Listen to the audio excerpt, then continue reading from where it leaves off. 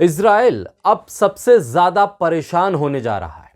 एक तरफ तो जंग के मैदान में जहां पर गोला बारूद भी उसके खत्म होते जा रहे हैं, उसके टैंक गाजा को छोड़कर वापस इजराइल दौड़ते नजर आ रहे हैं, उसकी बटालियन वापस जा रही है, उसके जो फौजी हैं वो अपाहिज होते चले जा रहे हैं। एक तरफ तो वो जंग के मैदान में घिरा है, रेड सी में घिर गया है अमेरिका के साथ इजराइल भी, और अमेरिका के जहाज तबाह होते हुए दिख रहे हैं।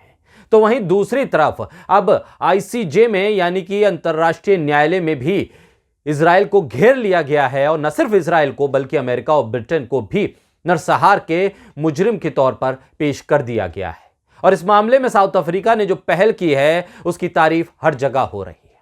और अब एक और मोर्चा इजराइल के खिलाफ खुल गया है, वो है यूनाइटेड नेशन में, जहां पर यूनाइटेड नेशन में इस बात पर जोर देकर चीन ने कह दिया है कि दो राष्ट्र बनना तय है, फिलिस्तीन को आजादी का हक मिलना चाहिए।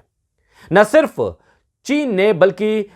और भी कई देशों ने इस बात की हिमायत की है। मलेशिया ने साफ तौर पर कह दिया है कि हम आजाद फिलिस्तीन की हिमायत करते हैं और यूनाइटेड नेशन में फिलिस्तीन को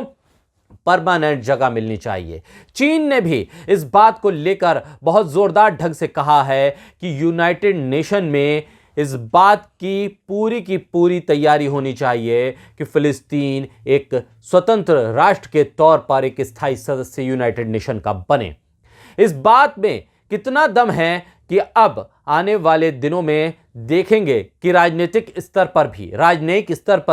कानूनी स्तर पर भी और जंग के मैदान के स्तर पर भी इजराइल पूरी तरह से घिरता हुआ आपको दिखेगा। इजराइल जहां जंग के मैदान में हथियार डाल चुका है, वो अब इस गाजा की लड़ाई से पीछे हटने की कोशिश में है, लेकिन उसे रास्ता नजर नहीं आ रहा। दूसरी तरफ चीन और रूस के साथ साउथ अफ्रीका, मलेशिया, इंडोनेशिया और इसके साथ साथ कतर और यमन ने जिस तरह से मोर्चाबंदी की है, उसने इजराइल के बेंजामिन नेतन्याहू हुकूमत के पैर उखाड़ कर रख दिए। जो इजराइल अपनी ताकत हथियारों को समझता था, जो इजराइल अपनी ताकत अपने पैसे को, अपने टैंक को, अपने गोले बारूद को समझता था, वो सब तबाह होते जा रहे हैं। जो इजराइल अमेरिका की दादागिरी, अमेरिका की वीटो पावर के चलते इतराता था, अब उसके सामने रूस और चीन जैसे मुल्क खड़े होकर ये कह रहे हैं कि अब बस बहुत हो चुका, फिलिस्तीन को आज़ादी का हक मिलना चाहिए, इसके अलावा दुनिया को कुछ और मंजूर नहीं है।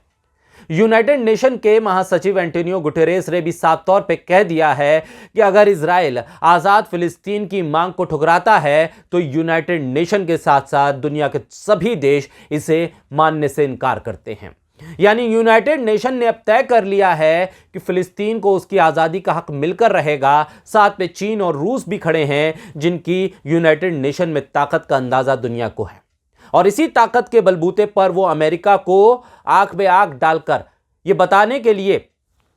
साफ तौर पर मैदान में डटे हुए हैं कि अमेरिका अपनी दादागिरी के चलते फिलिस्तीन के लोगों का हक दबा नहीं सकता, अमेरिका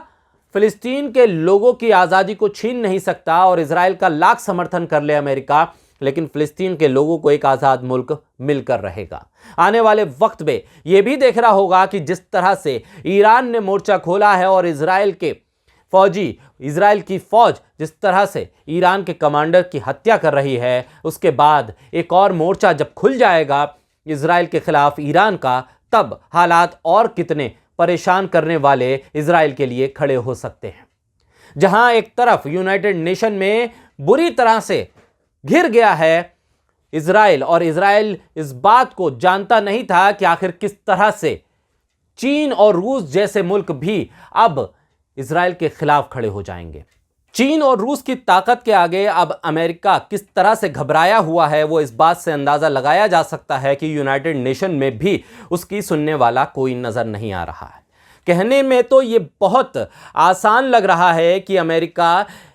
इजराइल के साथ खड़ा है और उसको पूरी जंगी ताकत दे रहा है, और रूस और चीन इसका विरोध कर रहे हैं, और विरोध सिर्फ इस हद तक नहीं कर रहे हैं कि वो इस जंग में सीज फायर की मांग करते हैं, बल्कि यूनाइटेड नेशन में खड़े होकर ये कहते हैं कि आज़ाद फिलिस्तीन होना चाहिए। ये इतनी आसान बात नहीं है। दुनिया की जहां दादागिरी डॉलर के मुकाबले अमेरिका के कब्जे में है, वहां चीन और रूस का एक साथ आकर फिलिस्तीन की हिमायत करना ये बताता है कि ईरान के साथ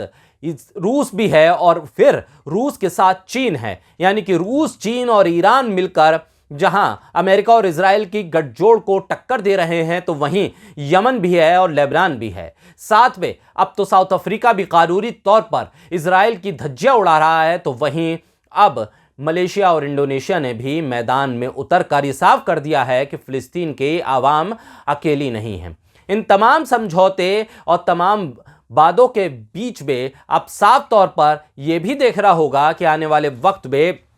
जंग में सीजफायर कब और कितनी लंबी होती है, क्योंकि यह भी साफ है कि अब तक हुई बमबारी में फिलिस्तीन के लोगों को जिस तरह से बर्बर तरीके से मारा गया है, इसे दुनिया नरसंहार कर रही है। नरसंहार किया यही मुकदमा ICJ में भी चल रहा है, जिसको लेकर साउथ अफ्रीका पहुंचा है। साउथ अफ्रीका ने सिर्फ और सिर्फ इजराइल को इस मामले में घसीटा नहीं है, बल्कि ब्रिटेन और अमेरिका तक को घसीट लिया है और कह दिया है कि जितना बड़ा मुजरिम इजराइल है, उतना ही बड़ा मुजरिम अमेरिका और ब्रिटेन भी है। अब देखना होगा कि यूनाइटेड नेशन में जिस मुस्तैदी के साथ रूस और मलेशिया ने साफ तौर पर चीन के साथ मिलकर इस मुद्दे को उठाया है कि एक अलग राष्ट्र के तौर पर फिलिस्तीन होना चाहिए और फिलिस्तीन की आज़ादी का उन्होंने समर्थन करते हुए फिलिस्तीन को यूनाइटेड नेशन में स्थायी सदस्यता की मांग दोहराई है, तो वो अमेरिका के सामने कितनी बड़ी मुश्किल खड़ी करेगा। आने वाले वक्त में इजराइल के लिए कितनी बड़ी मुश्किल खड़ी हो जाएगी, ये समझिए कि अगर यूनाइटेड नेशन का ये प्रस्ताव काम कर गया, यूनाइटेड नेशन में उठी हुई ये मांग काम कर गई, रूस और चीन जैसे मुल्कों का साथ आना फिलिस्तीन की हिमायत में काम कर गया, तो फिर समझिए कि पूरी दुनिया से अमेरिका की दादागिर्दी खत्म होने में देर नहीं लगने वाली। जो अमेरिका का डॉलर का वर्चस्व है वो टूटने में देर नहीं लगने वाली, क्योंकि रूस साफ तौर पर यूक्रेन के साथ जब मुकाबले में है तो वो अमेरिका को एक तरफ चुनौती दे ही रहा है यूक्रेन में, दूसरी तरफ फिलिस्तीन की हिमायत करके अमेरिका को डबल चुनौती रूस दे रहा है। और चीन अगर साथ में है तो ये समझिए कि पाकिस्तान और ईरान के बीच जो जंग का माहौल बना था, चीन ने ही उसे न्यूट्रलाइज कर दिया। और अगर पाकिस्तान और ईरान के बीच जंग का माहौल छिड़ जाता तो फायदा इजराइल अमेरिका को होता, क्योंकि अमेरिका ईरान के खिलाफ पाकिस्तान की हिमायत में खड़ा हो जाता और गाजा में फिर इजराइल के मन में जो आता वो किया जाता। ऐसे में चीन ने बड़ी मुस्तैदी के साथ, बड़ी चालाकी के साथ, बड़ी कूटनीति के साथ इस पूरे मुद्दे को हल किया, तो वही रूस और चीन के साथ साथ अब जो कतर है उसकी नजरें भी रेड सी पर है। रेड सी के जरिए हमास का समर्थन हो रहा है। हिजबुल्लाह और हूती साफ तौर पर कह चुके हैं कि अब हम गाजा को अकेला छोड़ नहीं सकते, फिलिस्तीन को अकेला छोड़ नहीं सकते। लिहाजा यूनाइटेड नेशन में जो मांगे उठी हैं, जो मुद्दे उठे हैं, उसका नतीजा क्या होने वाला है आने वाले वक्त में, ये बहुत कुछ तय कर देगा कि फिलिस्तीन को आज़ादी कब और कितनी जल्दी मिलने वाली है।